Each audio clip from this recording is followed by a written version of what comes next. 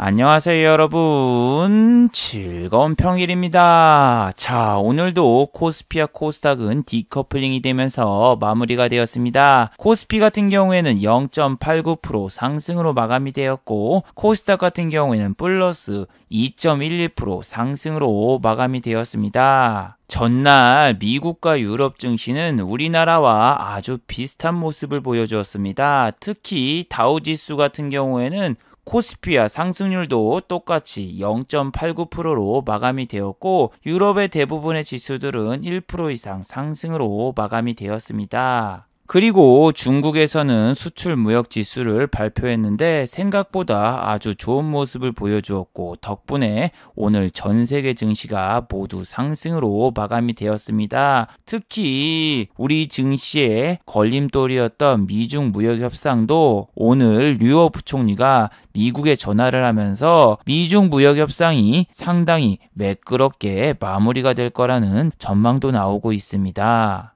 자, 그리고 오늘 코스피와 코스닥 보시면은 외국인 기관이 동시에 양매수가 들어왔습니다. 하지만 선물 같은 경우에는 대거 매도가 나왔는데, 자, 다음 주 한국 증시 과연 어떤 모습을 보여줄까요? 다음 주는 한국의 옵션 만기일이 여러분을 기다리고 있습니다. 오늘 선물의 매도가 다음 주에 하락을 예고할까요? 아니면은 오늘 선물의 매도가 나왔어도 다음 주도 상승하면서 좋은 모습을 보여줄까요?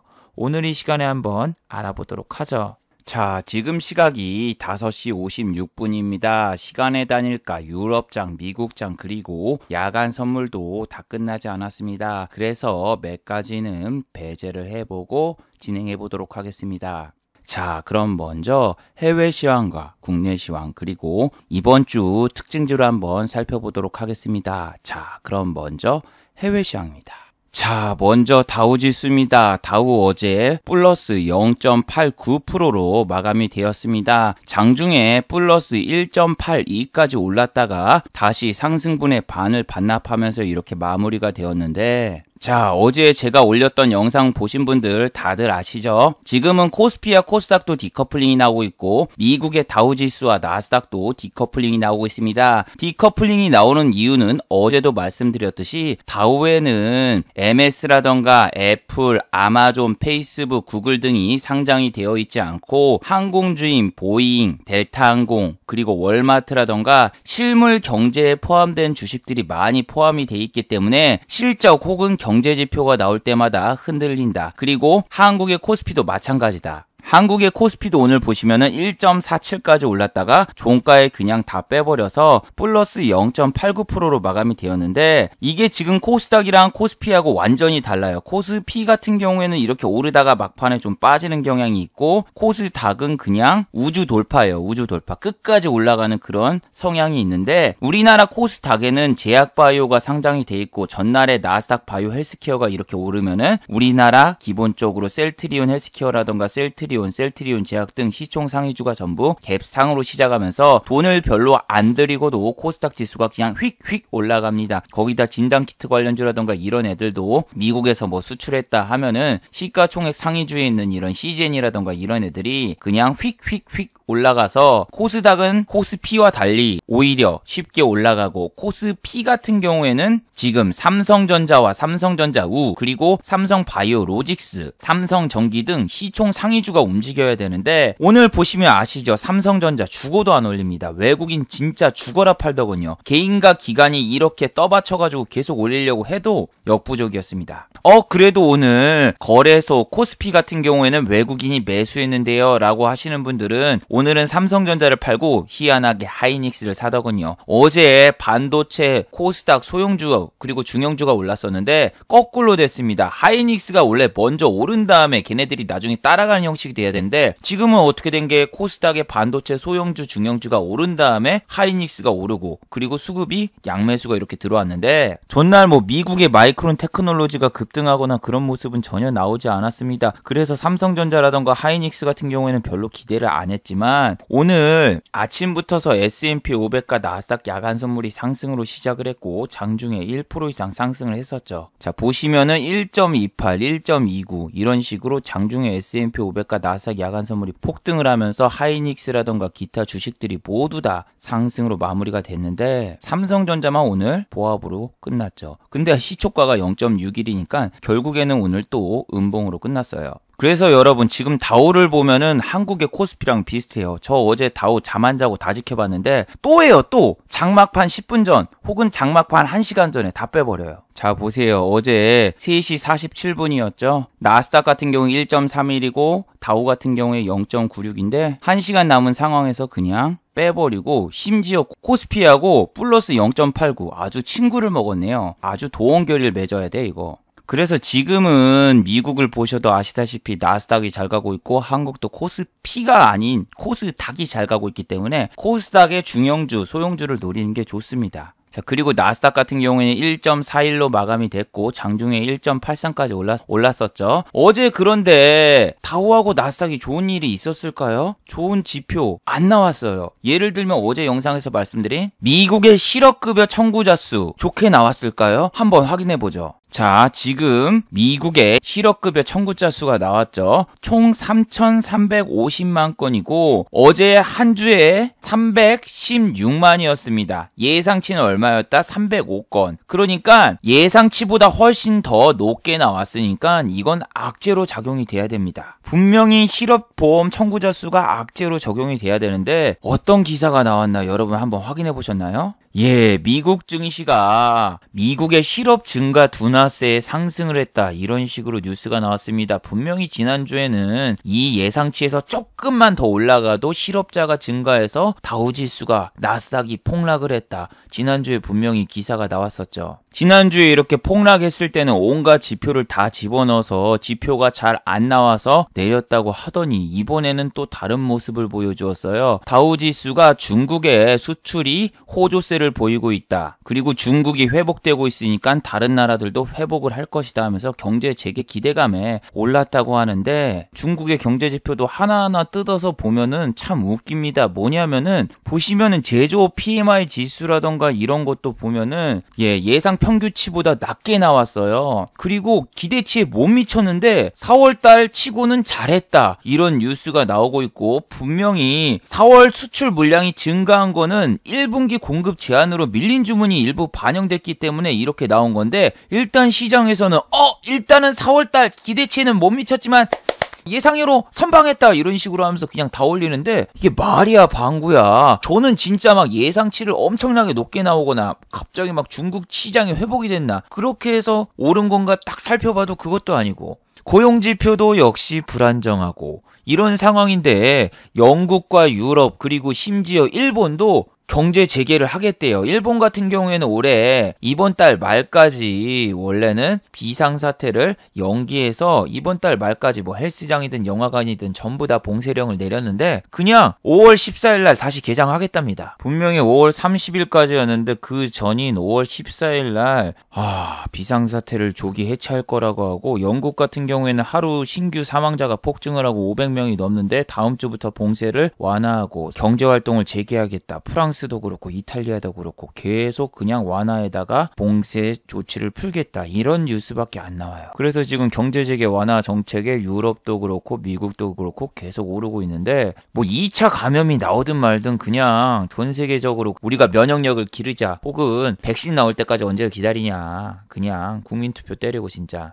확진자가 늘든 말든 경제활동 재개하자 이런 식으로 갈 것 같아요. 그래서 한국 같은 경우에 이렇게 방역활동에 전념을 했고 확진자가 막 0명까지도 나오는 그런 상황이 왔는데 전 세계가 그냥 저런 식으로 나오니까 참 실망스럽습니다. 그리고 환율을 보시면 1220원, 어제보다 4원 정도 내렸고 비트코인이 진짜 계속 올라요. 1200만원을 찍으려는 모습을 보여주고 있습니다. 아니 지금은 진짜 무슨 안전자산인 금도 오르고 달러도 오르고 거기다가 유가도 지금 오르고 있는데 안전자산과 그리고 비안전자산이 구분이 안 되고 있어요. 아무거나 그냥 사도 지금은 다 올라요. 그리고 또 얼마 전에 화두가 되었던 미중 무역전쟁 같은 경우에는 이제 럼프 형이 2주 안에 중화권에서 미국의 농수산물을 구입하나 안 하나 다 체크를 한 다음에 그 다음에 관세를 때리겠다 혹은 보복 조치를 하겠다 이렇게 선언을 했는데, 중국의 류어 부총리하고 오늘 전화 통화를 나누면서 무역 협정을 이행하기 위해서 정부에서 인프라를 구축하고 있다. 그리고 우리는 뜻이 이전과 똑같다 이러면서 시장에 안정적인 메시지를 가져다 주었습니다. 하지만 일주일 뒤, 2주일 뒤 이제 럼프 형이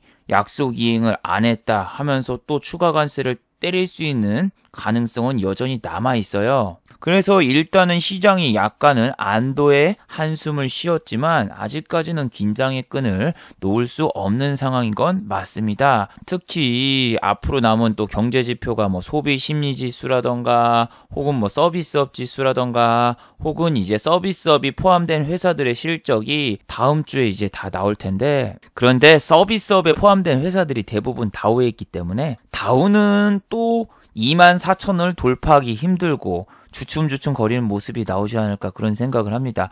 다우지수를 여러분 체크를 해보시면은 24,000만 가면 꼬그라 맞아요. 24,000 넘잖아요. 그럼 꼬그라 맞고 내려오고 있고, 코스피도 마찬가지입니다. 코스피도 1950만 넘잖아요. 그럼 꼬그라 맞아요. 그래서 지난번에 여기 상승했던 상승분 아직까지 회복을 못했어요. 그런데 다음 주에도 아직까지 상승 여력은 남아있는데, 자, 어제 제가 말씀드린 것 중 하나가 분명히 이제 럼프형이라던가 미국 측에서는 계속 백신이라던가 혹은 치료제에 대한 이야기를 계속 꺼낼 거라고. 렘데시비르가 안 통한다 그러면은 어디 비타민C 하나 가져와서 게임 체인저 하면서 또 다른 약 갖다가 약팔이 할 거라고. 그런 것처럼 어제 미국의 FDA에서는 모더나라는 코다리19 백신을 임상 2단계를 승인을 했다고 나왔습니다. 그래서 이 치료제에 대한 관심 때문에 우리 제약주가 오늘 어땠어요? 제약주가 죽질 않아요. 제약주를 보시면은 오늘 섹터 자체만 그냥 2.35% 상승으로 마감이 됐죠. 한미약품도 오늘 막 급등하고 진짜 오늘 급등하는 종목들이 상당히 많았는데, 미국 쪽에서는 계속 지속적으로 치료제 이야기라던가 백신 얘기를 계속 꺼낼 겁니다. 그리고 임상 1상 승인이라던가 2상 승인 한다고 해도 3상 다 통과되고 10항까지 되는데 최소 몇 년 이상 걸리는데, 계속 그 기대감 갖다가 과연 시장에서 얼마만큼 통하나 저도 한번 보고 싶긴 합니다. 오늘은 장 시작부터서 S&P 500과 나스닥 야간 선물이 플러스로 시작을 했거든요. 그리고 삼성전자라던가 이런 애들이 웃긴 게 뭐냐면은 시간의 잔량이 이렇게 12만 주 누군가 살려고 하고 있는데 동시효과가 지금 1분 남은 상황에서 삼성전자가 밀리고 있어요. 그래서 삼성전자 인기가 예전 같지 않네 라고 생각했지만 그건 경기도 오산이더군요. 삼성전자는 아침에 보시면 0.61% 상승으로 시작을 했고 아침까지는 상당히 좋았어요. 하이닉스하고 삼성전자하고 동시에 같이 땅 오르면서 출발은 나쁘지 않군. 빠져도 여기서 다시 오르는 모습을 보여줘서 오늘 우리 코스피가 1950선 이상으로 올라가면서 끝나려면 삼성전자가 올라야 되는데 과연 오를까? 나쁘게 보진 않았습니다. 왜냐면은 삼성전기하고 삼성바이오 로직스 얘네들이 그냥 상승을 하니까 같은 삼성 주식들이 다 오르면서 가는데 설마 삼성전자가 내리겠어? 라고 생각을 했는데 내리더군요. 이게 정말 1 더하기 1은 1이 아닌 게 주식이에요. 여러분 지금 얘는 이날 산 사람 빼고 거의 수익 난 사람이 없어요. 여기서 샀다고 해서 여기까지 해봤자 2% 수익인데 지금 여기서 사신 분들이라던가 여기에서 사신 분들은 최소 5만 원이 넘어야지 내가 수익이 되는데 수익을 본 사람들은 여기서 산 사람들밖에 없고 나머지 이쪽에선 다 물려있어요 지금. 그리고 하이닉스도 지금 3% 오른 게 중요한 게 아니라 여기서 산 사람들은 그나마 수익을 봤지만 여기와 여기 이런 데서 사신 분들은 다 아직 본전도 안 왔단 말이에요. 그래서 하이닉스로 진짜 1, 2% 먹기가 힘들구나. 이런 데서 샀다고 해봤자 2%, 3% 이 정도밖에 안 되는데 뭐 다음 주에 개파락으로 시작하면은 이 수익도 못 챙기고 나가는 거죠. 그리고 거래량이 최근에 너무 없어요. 하이닉스하고 삼성전자. 아니 정확히 말씀드리면 코스피의 거래량이 오늘 바닥을 치는데 이건 금요일이라서 그럽니다. 금요일. 그리고 오늘은 디커플링이 나왔죠. 무슨 이야기냐면은 어제는 삼성전자하고 하이닉스가 안 갔는데 오늘은 보시면 아시다시피 코스닥 반도체주가 예, 상승하는 애가 유니테스트밖에 없어요. 유니테스트 같은 경우에는 하이닉스 관련주입니다. KC, KC텍, 하이닉스, 그리고 삼성전자 얘네 둘, 셋 이런 식으로 보면 되는데 얘네는 삼성전자가 안 가니까 비실비실하지만 어제 잘 갔죠.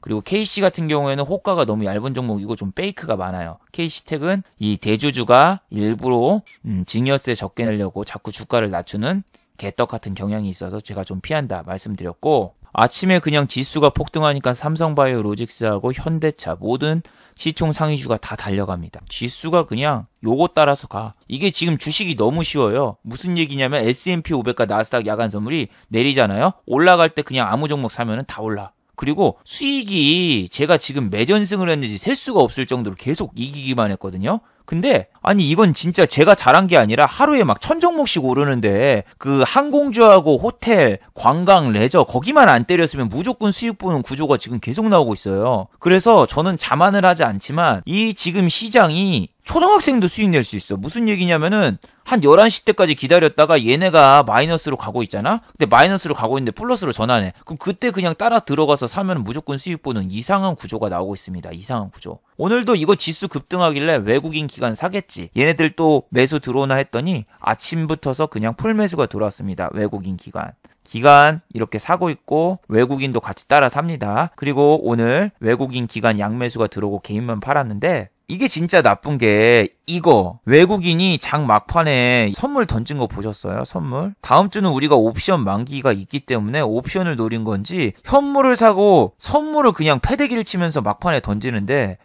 와, 얘는 주식 진짜 잘하는 것 같아요. 현물과 선물이 항상 크로스가 나오면서 선물을 패대기 치고 현물은 사고 사람들이 삼성전자로 몰리니까 삼성전자는 차익 실현을 하고 아주 지능적입니다. 지능적. 아니 근데 진짜 이게 무슨 주식이 너무 쉬워. 11시 반 때 또 이렇게 내리잖아요. 이때 그냥 아무 종목 골랐으면 오늘 종가 고가로 가서 코스닥 종목 무조건 수익 났다니까요. 아니 이게 시장이 너무 쉽고 너무 간단해가지고 사람들이 일을 안 할 것 같아요. 진짜 내가 주식을 좀 한 달 했는데 계속 수익이 났다? 그러면 본인 수익이 이제 자기 월급을 뛰어넘을 때가 나와요. 그리고 곱하기 그걸 12 하면서 야 내가 한 달에 지금 이 정도 벌었으니까 곱하기 12를 하면은 우와 회사 다닐 필요가 없겠네 하면서 회사를 그만두시는 분들도 있고 저도 회사를 그만뒀지만 절대 그런 생각하면 안 됩니다. 제가 만약에 한 달에 1000만 원을 벌었어. 그럼 거기다 곱하기 12를 해가지고 얘는 1년에 1억 2천을 버는구나. 이렇게 생각하면 절대 안 돼요.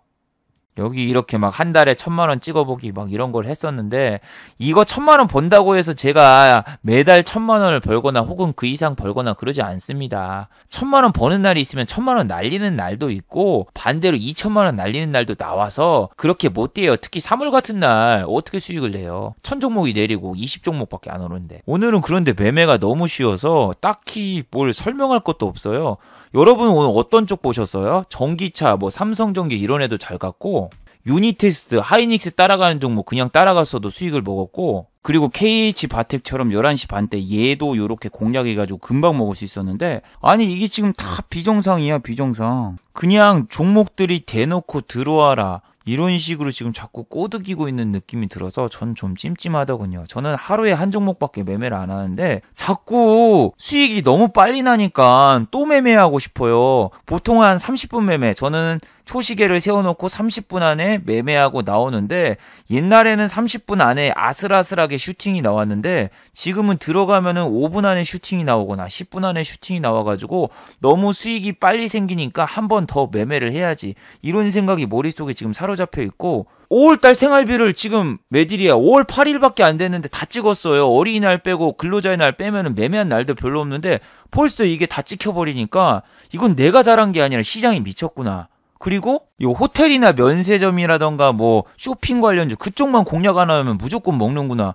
이게 진짜 코다리 식구의 피해 보는 업종만 피하면은 너무나 쉽게 수익이 나는 장이 지금이에요. 근데 저는 이런 장이 더 무서워요. 왜냐면은 사람들이 하나의 정형화된 패턴을 만들어 버립니다. 이 S&P 500과 나스닥 야간 선물을 보고 뭐 2시 대 공략, 11시 대 공략이라던가 이렇게 정형화를 했는데 이게 오르는데 어느 순간 갑자기 한국 증시가 팍 꺾이면서 내려가고 이 매매가 더 이상 안 통하게 됐을 때 그때가 제일로 문제입니다. 왜냐면 이 매매법이 정형화가 되고 여러분이 이러면 무조건 수익 얻는구나 하고 큰 돈을 걸었을 때 외국인 기관이 배신을 하고 그 다음에 때려 맞는 경우가 생기면서 깡통을 차게 되는 건데, 이게 보시면은 코스닥 같은 경우에는 3일 연속으로 시작부터서 900 종목 이상이 이렇게 슈팅이 나오고 있거든요. 그 뜻은 전날 종가 베팅 때리면 무조건 갭든 종목이 900 종목 이상, 약 90% 이상 수익이 나는 거라서 그냥 3일 동안 종가 베팅만 계속했어도 수익이 났고, 반대로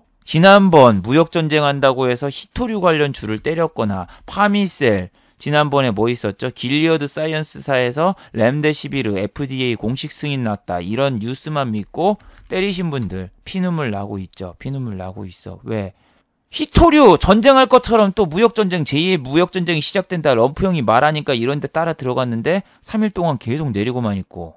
파미셀 다우 나스닥 급락해서 들어가신 분들 그거 믿고 들어갔는데 점상 보내놓고 한 번도 오르지도 않고. 이런 게 난감한 거예요. 내가 엇박자를 타면은 다른 사람이 수익이 잘 나고 있어도 내가 수익이 안 나서 끝나는 경우가 많거든요. 그래서 저는 종가 베팅을 안 때리는 게 그런 거예요. 그 당시에는 종가 베팅을 때릴 때 너무나 좋아 보이는 거, 파미셀, 유니온 머트리얼즈 이런 거죠. 왜? 다우나스닥 2% 이상 빠졌고 럼프 형이 지속적으로 샤우팅하면서 중화권을 공격하고 추가 관세 부과할 가능성이 높은데 당연히 이런 쪽으로 들어가죠. 오늘 대북주 올랐는데 얼마 전에 김정은 사망설 사실 아니다 나왔을 때 어땠어요?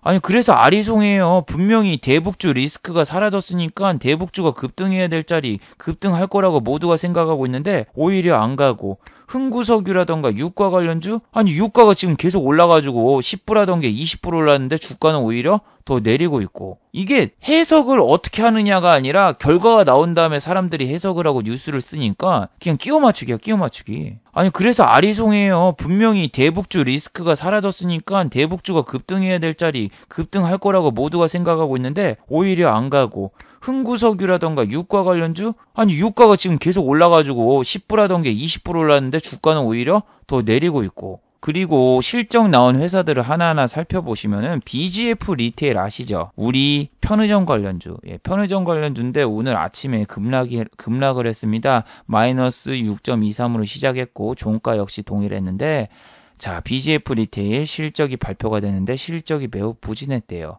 이게 뉴스가 얼마 전까지만 해도 편의점 관련주 대박이다. 왜?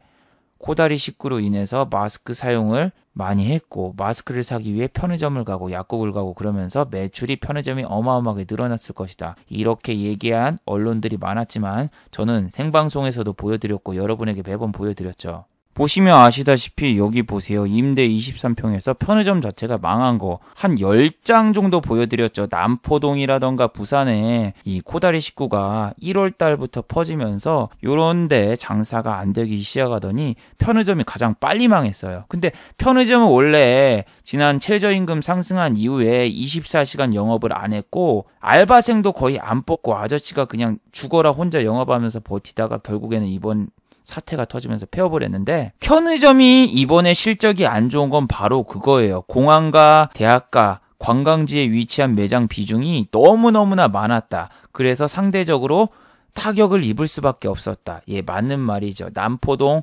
맞죠? 누가 주 타겟입니까? 외국인들. 서면 그리고 뭐 해운대 근처에 있는 편의점이 그렇게 빨리 망한 이유가 외국인들이 자주 오는 관광 핫플레이스. 그런데 외국인도 없고 한국인도 없으니까 그냥 싹 망해버렸죠. 그래서 GS 리테일도 오늘 같이 내렸어요. GS 리테일 같은 경우에도 오늘 같이 내렸고 똑같은 이야기가 나왔어요. 편의점은 대학가라던가 도심 주거지 이런 데보다 공항, 철도, 관광지 여기 많이 있기 때문에 실적이 좋을 수가 없다. 레포트들이 쏟아져 나오고 있으니까 지금 이런 섹터는 안 건드리는 게 좋겠죠. 그리고 CGV에서도 실적이 발표가 됐는데 실적뿐만이 아니라 유상증자까지 발표하면서 마이너스 6.61%까지 내렸습니다. 적자 얼마냐? 1분기에 716원 적자. 예, CGV 같은 경우에는 현재 폐업을 한 매장도 있고 거기다가 알바생을 대폭 감소시켰고 묵음 휴직, 묵음 휴가 장난 장난 아닙니다. CGV 메가박스, 그 다음에 롯데시네마 등 휴관 및 인력 축소, 거기다 잦은 임금 삭감까지 나오고 있는 상황입니다. 우리나라가 영화관 봉쇄를 안 했다고 해도 해외 배급사에서 영화를 만들고 있지 않고 혹은 개봉 연기를 하니까 극장에 사람이 하나도 없습니다. 옛날 걸 다시 틀어준다고 해도 안 바뀌어요. 지금 코다리 19에 대한 공포 때문에 사람들이 많이 모이는데 잘 안 와요.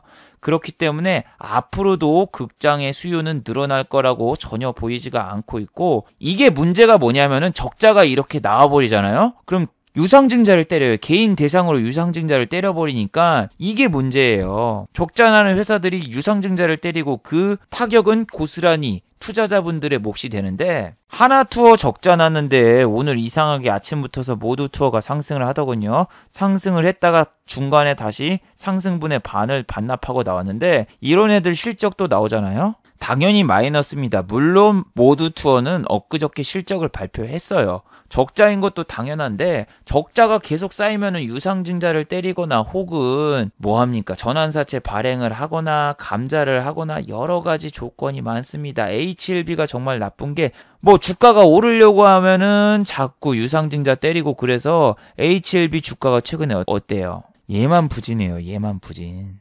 얘만 제약주나 이런 애들 가야 되는데 얘는 못 따라가는데 자꾸 막 유상증자 때리고 뭐 뉴스 나오고 전환사채 발행하고, 그래서 못 가기 때문에 이렇게 유상증자 자주 하고 전환사채 발행 이런 거 자주 하는 회사는 건드리면 안 됩니다. 그리고 또 오늘 메디톡스가 갑자기 급등을 했는데, 에휴, 21% 올랐는데 무슨 이유로 이게 올랐는지 오늘 아시는 분 있습니까? 저랑 관계가 있습니다.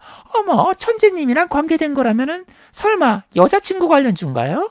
아닙니다. 바로 메디톡스는 탈모 치료제를 개발을 하고 있다. 이 소식에 오늘 급등을 했어요. 그런데 탈모 치료제 관련주 오리엔트 바이오를 비롯한 여러 가지 관련주가 있는데, 메디톡스가 탈모 치료제 개발 못합니다. 전 세계적으로 지금 현재 탈모 치료약으로 나온 거는 프로페시아, 그리고 마이녹실, 미녹시딜입니다. 미녹시딜 이렇게 있지만 이 원숭이 유전자를 이용해서 오리엔트 바이오 동물 실험에서 탈모 치료제 개발한다. 그거 어떻게 됐습니까? 말도 안 되는 소리고 주가는 동전주가 됐고, 내가 옛날에 탈모 믿고 얘를 샀던 적이 있었어요. 물론 그때는 수익을 봤지만. 오리엔트 바이오, 제 매매일지 보시면은 13건이나 매매를 했고, 역시 쓰레기 종목. 이때 돈을 날렸었네요. 이 당시 5월달이면은 제 계좌 세팅이 100만원으로 됐고 신용 매매를 했었는데, 300만원으로도 충분히 하루에 100만원 찍을 수 있습니다. 단 매매를 한 30번 정도 해야 된다는 그런 단점이 있지만, 이 투자금은 여러분 중요하지 않습니다. 중요한 건 실력인데, 젊었을 때 2006년도 4년 전이면 제가 좀 젊었으니까 그 당시에는 혈기왕성해서 이렇게 스캘핑을 수십 번, 수백 번 하고 그랬던 시절이 있는데, 지금 저는 이런 거 안 합니다. 젊으신 분들은 뭐 한번 도전해보세요. 스캘핑이나 이런 거. 근데 중요한 건 제가 장담하는데, 나중에 머리 빠져서 머리 심는데 돈이 더 많이 나갈걸요? 아니, 머리 그거 심어봤자 1000만원인데 1000만원 이상 벌면 되죠. 한 가지 더 말씀드릴게요. 이빨도 빠집니다. 저 자고 일어났는데 이빨이 빠졌는데 빠진지도 몰랐어요. 주식에 빠져서. 그래서 이 탈모 치료제, 어이없습니다. 제가 탈모인이라서 확실하게 대답해드리는데, 아마 전 세계에서 탈모 치료제를 개발한 회사가 있다. 그러면은 그 치료 회사에다가는 노벨 평화상을 줘야 됩니다. 우리 탈모인에게 평화를 줬으니까 노벨 평화상을 줘야 되고, 얼마 전 미국의 웬디스에서 소고기가 동이 났다. 그 이야기에 닭고기 관련주 마니코가 급등을 했는데, 오늘 같은 날에도 전혀 반응이 없었죠. 급등을 하고 난 다음에 계속 내리고 있고 하락폭도 되게 커요. 그런데 히토류도 그렇고 마니코도 그렇고 특징이 뭐다? 테마주입니다. 테마주. 테마주에 한번 빠져서 엇박자가 나면 복구하려면 또다시 다른 테마에 들어가서 복구를 해야 되는데, 엇박 2번 내지 3번 나면 바로 깡통이에요. 그래서 여러분이 지금 종목을 보시면은 막 1000종목 오르고 800종목 오르잖아요. 일반 종목 때려도 약간 수익률을 낮을 수 있지만 그냥 일반 종목에서 놓으세요. 오늘 아까 말씀드렸다시피 유니테스트라던가 이런 애들 좀 느리고 호가 좀 두껍고 오른 건 5%밖에 없지만 뭐 메디톡스라던가 이런 애들보단 낫단 말이에요. 어머 왜 나요? 하시는 분들은 여기 기관이라던가 외국인 수급이 조금이라도 있고 하이닉스가 올랐으니까 어제랑 달라요. 하이닉스가 안 오르고 삼성전자가 안 오르는데 반도체주가 간다. 그러면 이거 실적 발표하기 전에 던진다. 근데 오늘같이 하이닉스가 따라서 올랐다. 그러면은 이제 외국인 기관이 본격적으로 이 반도체 하이닉스라던가 이런 데 올 건가? 그럼 한번 이런 애들을 공략을 제대로 해보자. 이런 식으로 이제 마인드가 바뀌는데 제가 테마주도 수도 없이 많이 해봤지만 제가 테마주를 버린 건 2017년도였고 2017년도가 가장 괴로웠어요. 왜냐하면은 2017년도에는 우리나라 코스피 코스닥 어땠어요? 정말 미친 듯이 올랐고 코스피는 무려 2600까지 도달을 했단 말이에요. 근데 나는 2017년도에 테마주를 버렸고 이 뭐 전업 투자 모임이라던가 아니면은 주식 하시는 분들 모임 같은 거 막 있는데 그런 데 가면 한 몇백 명들 이렇게 모여가지고 이야기를 하는데 너도 나도 수익 났다 자랑을 막 하고 있어요. 하지만 저는 2017년도부터서 테마주를 버리기 시작을 해서 남들보다 수익률이 되게 떨어졌습니다. 그러니까 개나 소나 저한테 와서 술 마시면서 야야야야 내가 너한테 조언 하나 해줄게. 너 테마주 무조건 해야 돼. 세력주 안 건드리면은 너 수익 못 나. 야 남들 지금 여기 1000만원, 2000만원, 3000만원씩 찍었는데 너 지금 뭐 하는 거야? 그거 갖다가 직장인 월급 이상 좀 벌었다고 그걸 어떻게 먹고 살래? 너 리먼 사태 같은 거 터지면 손가락 빨고 있어야 돼. 하면서 조언 같지도 않은 조언을 막 하고 그 분위기였어요. 거의 피라미드 회사 있잖아요. 그러니까 다단계 회사 강연회 뭐 그런 기분이었어요. 술 먹는데 갑자기 자 주목 자 여기에 있던 회원분이 빚이 3천만 원이 있었는데 드디어 저희 매매를 하시고 이번 달 수익금이 5천만 원이 나왔습니다. 박수 한번 주세요. 하면서 막 박수 치고 막 서로 막 자기소개를 하면서 이번 달 수입 저도 월천 찍었습니다. 다 우리 강사님들 덕분에 이렇게 수익이 나서 정말 고맙습니다 했는데 와, 그 당시에 그런 상황들을 보니까 모두가 막 행복에 취해 있고 모두가 그냥 집단 광기에 휘둘려 있어가지고 그런데 전업투자 모임이라던가 그런데 아니면은 뭐 강연회 혹은 이 유료 강의 끝난다면 뒤풀이 이런 거 가면 안 되겠더라고요. 진짜 그런 사람들 있잖아요. 그 강사나 그런 사람들은 그냥 뭐 부두교, 힌두교 신자처럼 막 찬양하면서 와 누구 하면서 막 와 하면서 막 야구장에서 응원하듯이 막 이야기를 하는데 와 결국에는 어떻게 됐다? 2018년도에 싹 다 망했습니다. 왜? 그런 분들이 뭐 세력주 뭘 해야 된다 대북주 했다가 망했지 그 다음에 뭐 제약주 대북주 같이 하라고 해서 두 개 다 들어갔다 쫄딱 망해가지고 그 술자리에서 저한테 조언했던 사람들 나중에 전화와서 미안한데 돈 좀 꺼줘 이렇게 전화 옵니다. 왜 저한테 전화가 오냐? 왜? 온라인에서 만났으니까 자기 친구한테 무릎 꿇고 야 제발 미안한데 나 돈 좀 꺼줘 이건 쪽팔리지만 이 온라인에서 별로 친분이 없는 사람들한테는 전화 한 번씩 다 걸어봐가지고 누군가 한 명만 걸려라고 그냥 아무 꺼리낌 없이 다 전화 때린단 말이에요. 자기가 나중에 뭐 파혼 위기가 생겼다 이혼 위기가 생겼다 그거는 그 사람 사정인데 그 당시에 들었던 얘기가 다 그거예요. 자 테마주 안 건드리면 너 돈 못 번다 돈 못 번다? 아니 나 잘 벌었거든요.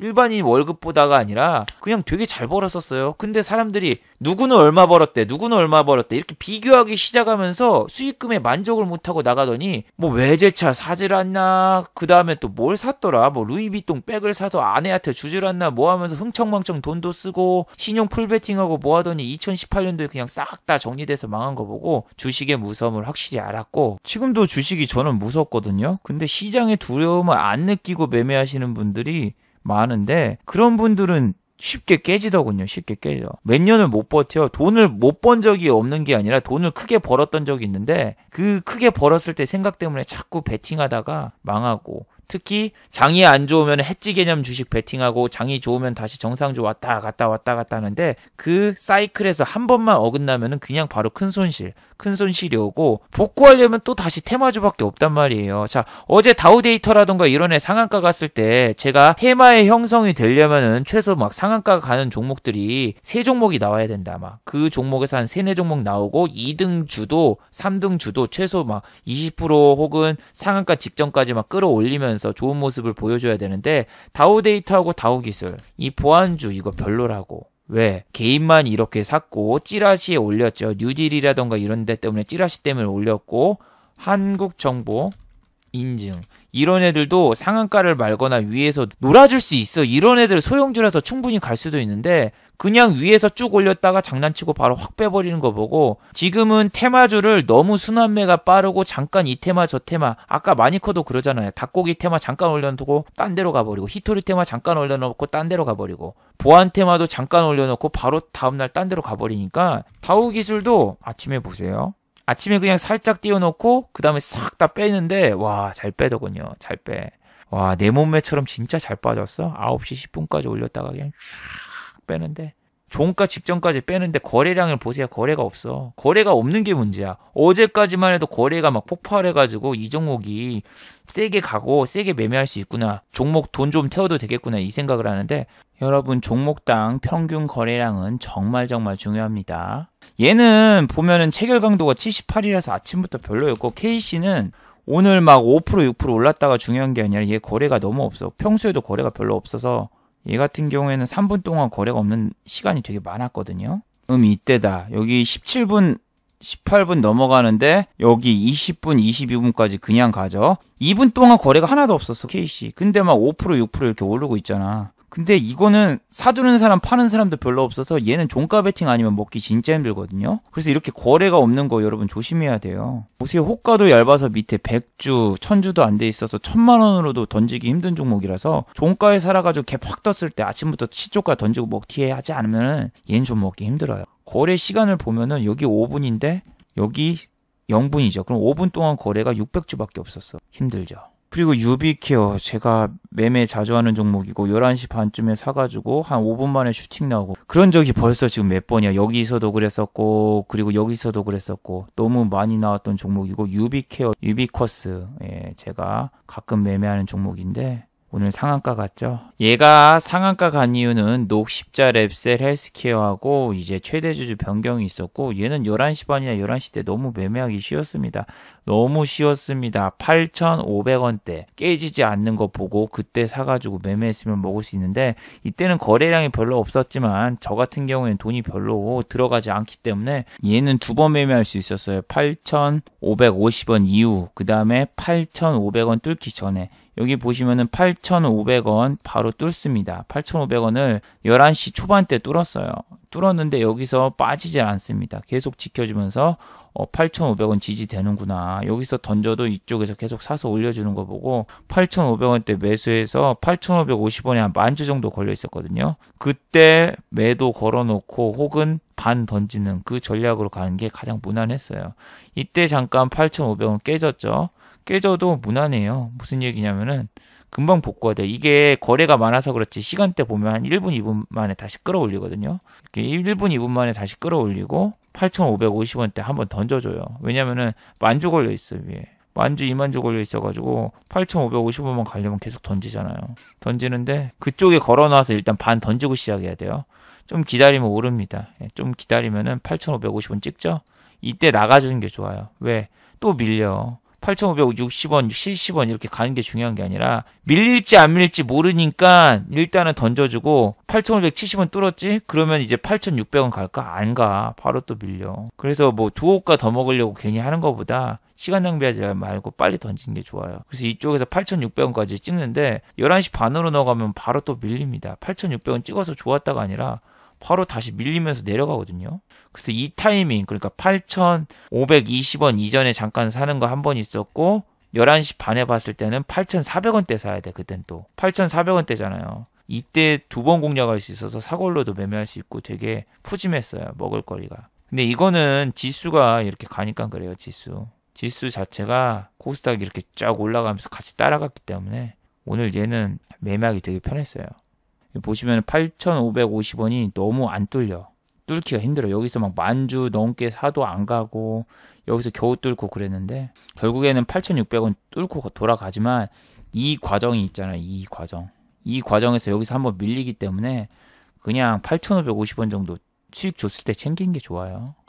그럼 수익률이 적은데 하시는 분들은 이게 그거예요. 8,550원에서 반 정도 던진 다음에 만약에 밑으로 밀리잖아요. 그러면은 다시 평단가를 낮춰가지고 다시 위에 올라왔을 때 팔면은 어떻게 돼요? 결과적으로 수익으로 더 세게 빠져나올 수 있으니까 심리적으로 안심이 되고 만약에 550원을 돌파하고 더 갈 때 위에서 안 밀리면 상관없지만 밀려버리고 빠진다. 그러면은 이거 돌파할 때도 안 팔고 돌파한 다음에도 안 팔아서 이렇게 욕심에 사로잡히면은 나중에 수익 줬는데도 못 챙기고 수익이 못 나요. 그래서 오늘 매매가 좀 너무 싱거웠고 저렇게 그냥 빨리 몇 분 만에 슈팅 나온 종목도 있었고 아니면 느린 종목도 종가까지 끌고 가는 전략이라던가 어떠한 전략을 썼어도 나쁘진 않았습니다. 코스닥 쪽은. 근데 코스피 같은 경우에는 종가에 그냥 삼성전자가 꼬라 박으면서 요 하이닉스도 밀렸고 현대차도 밀렸고 삼성바이오로직스도 위에서 좀 밀리면서 이렇게 내려왔는데 어제 말했죠. 지금은 코스닥을 때리라고. 자, 마지막으로 한번 정리해 보도록 하죠. 자, 1번. 실적이 적자인 회사들은 실적 발표와 동시에 유상증자를 할 수 있습니다. 자, 오늘 CJ, CGV 같은 경우에는 실적 발표와 동시에 유상증자를 같이 해버렸죠. 이렇게 되면 주가는 당연히 하방으로 내려가고 상승의 탄력이 둔화가 됩니다. 영화, 레저, 스포츠, 면세점 등은 지금 당연히 생각해도 적자가 안 나는 게 이상합니다. 실적이 흑자가 나온 회사들은 임금 삭감과 무급 휴가 등으로 직원들 월급도 못 주고 있어요. 그러면은 이런 회사들은 유상증자를 통해서 직원들 월급이라던가 혹은 정상화 계획을 착수할 수 있기 때문에 이렇게 실적이 안 나올 것 같은 주식들은 매수 안 하는 게 좋습니다. 자, 두 번째, 다음 주는 한국의 옵션 만기일입니다. 오늘 외국인이 코스피를 매수했지만 동시에 선물은 매도했습니다. 다음 주는 옵션 만기일이기 때문에 변동성이 상당히 심하고 다음 주는 또 미국의 옵션 만기일이 기다리고 있기 때문에 주의하시면서 매매하시기 바랍니다. 자, 유튜브 광고도 끝까지 시청해 주시면은 정말로 고맙겠고 좋아요와 구독하기도 많이 눌러주시면은 정말로 감사하겠습니다. 아, 그리고 또 어제 생방송 전에 후원을 해주신 정말 고마운 분들이 계셨네요. 네, 제 유튜브 채널에서 김천재 후원하기 버튼을 누르시면은 저를 후원해 주실 수 있는데 송이버섯님, 이수연님, 케빈님, 바둑은 조아님, 토니스탕님, 행복만땅님 정말 감사드립니다. 자, 다들 수고하셨고 즐거운 평일 되시기 바랍니다. 다들 수고하셨습니다.